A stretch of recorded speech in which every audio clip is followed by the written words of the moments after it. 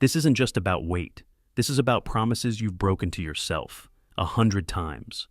It's about hiding food in your room, smiling in public, crying alone, starting over every Monday, and quitting by Friday. And I know what you're thinking. If I loved myself, I wouldn't look like this. But here's the truth. You don't hate your body. You hate the pain that lives inside it. And today, we're setting that pain free.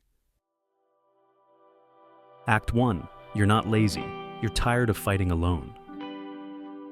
Hey, I'm Relity, and if you've ever stared at a mirror and whispered, "I can't do this anymore," this video is for you, not to guilt you, not to shame you, but to remind you, you are still worthy of a comeback. You've been told that weight loss is about discipline, but for most of us, it's about survival. You don't overeat because you're weak. You overeat because you're wounded. Every binge was an attempt to feel safe.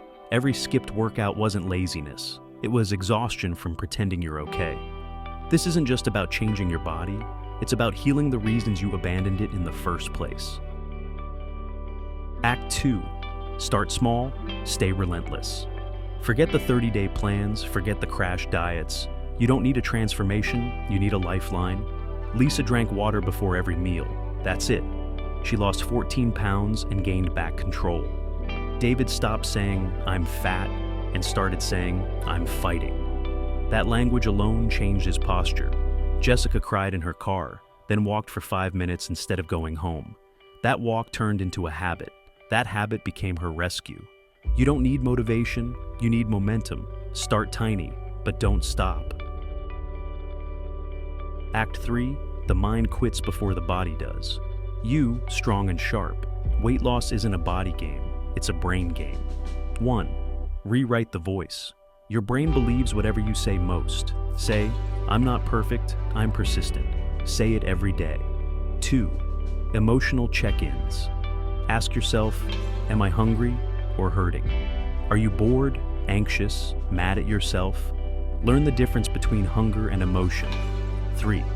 Visualization. Picture yourself 1 year from now. Clothes fit, heart calm, eyes alive again. That version exists. You just haven't met them yet. Act 4. The fall is not the end. You're going to mess up. You'll break a promise. You'll say, "Screw it," and eat the whole thing. That doesn't mean you failed. That means you're human. Real change doesn't happen in the highlight reel. It happens in the dark, in the silence, when you choose not to quit, even when no one's watching. Act 5. The becoming. You're not just losing weight. You're finding yourself. You're choosing courage over comfort, truth over trauma. You're becoming someone who doesn't just survive, but thrives. This journey won't be easy, but it will be worth it.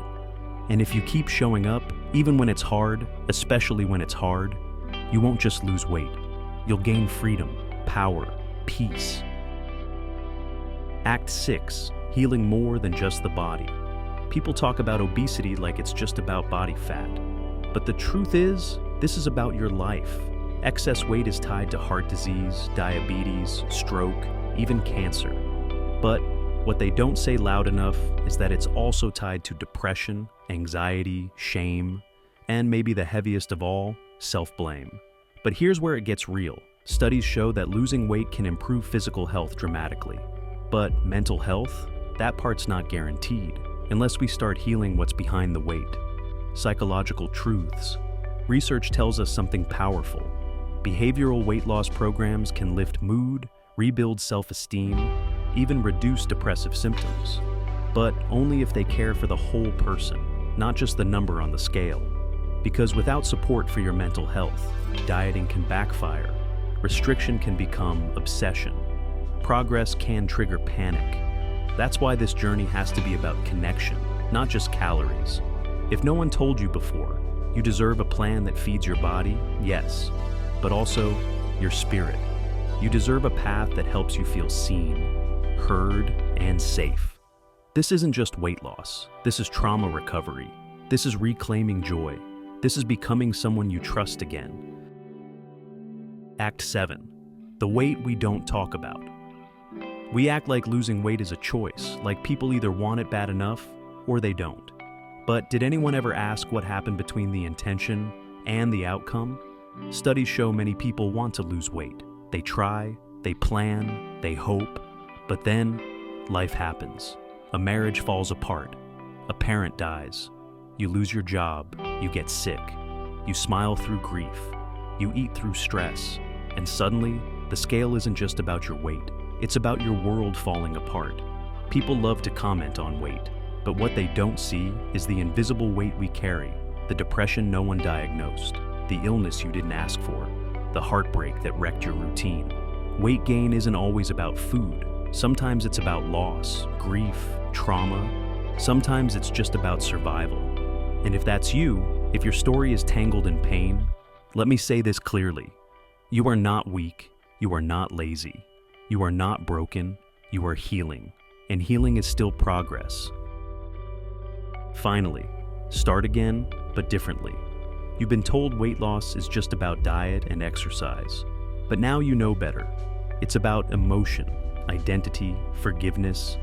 It's about unpacking the emotional weight before you can shed the physical. And that doesn't happen in a week or even a month. Slow, heartfelt. But it does happen. One honest day at a time. When you stop punishing your body and start listening to it. When you stop fighting food and start feeding your future. When you stop chasing skinny and start choosing strong. This is your story. Not just about weight, but about freedom. Freedom from shame, freedom from fear, freedom from the voice that says, you'll never change, you haven't failed.